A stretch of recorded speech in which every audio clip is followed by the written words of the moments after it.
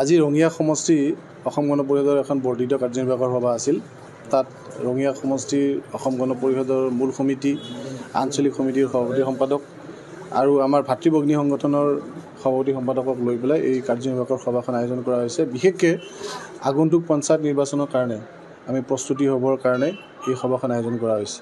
আমাৰ এই সভাখনৰ জৰিয়তে অহা 25 তাৰিখৰ পৰা 31 তাৰিখলৈ আমাৰ বুথ সন্মিলন অনুষ্ঠিত কৰা হ'ব। ৰঙিয়া অসম গণ পৰিষদৰ যিবিলাক আমাৰ প্ৰবীণ দলীয় কৰ্মী আছে, সেই দলীয় কৰ্মীবিলাকৰ লগত এটা গণসংযোগ যাত্ৰা কাৰ্যসূচী আমি আৰম্ভ কৰিছোঁ। ইয়াৰ অৰ্থ এটাই যে আমি 2026 নিৰ্বাচনৰ কাৰণে ৰঙিয়া সমষ্টিত অসম গণ পৰিষদক শক্তিশালী ৰূপত প্ৰতিষ্ঠা কৰাৰ কাৰণে আমি চিন্তা চৰ্চা কৰিছোঁ। তাৰ কাৰণে আজি এই সভাখন আমি আয়োজন কৰিছোঁ। আজি ৰঙিয়া সমষ্টি অসম গণ পৰিষদৰ এখন বৰ্ধিত কাৰ্যনিৰ্বাহকৰ সভা আছিল।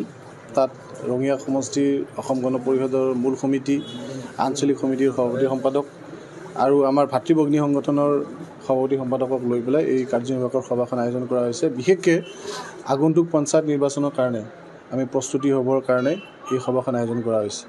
আমাৰ এই সভাখনৰ জৰিয়তে অহা 25 তাৰিখৰ পৰা 31 তাৰিখলৈ আমাৰ বুথ সন্মিলন অনুষ্ঠিত কৰা হ'ব।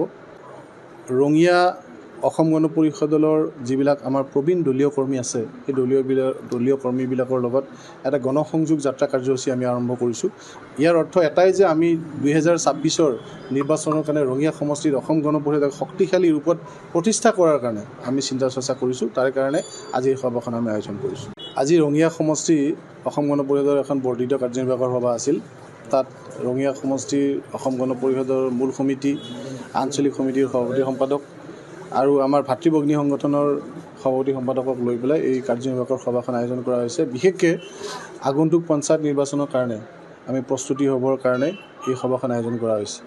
আমাৰ এই সভাখনৰ জৰিয়তে অহা 25 তাৰিখৰ পৰা 31 তাৰিখলৈ আমাৰ বুথ সন্মিলন অনুষ্ঠিত কৰা হ'ব। ৰঙিয়া অসম গণ পৰিষদৰ যিবিলাক আমাৰ প্ৰবীণ দলীয় কৰ্মী আছে, সেই দলীয় কৰ্মীবিলাকৰ লগত এটা গণসংযোগ যাত্ৰা কাৰ্যসূচী আমি আৰম্ভ কৰিছোঁ।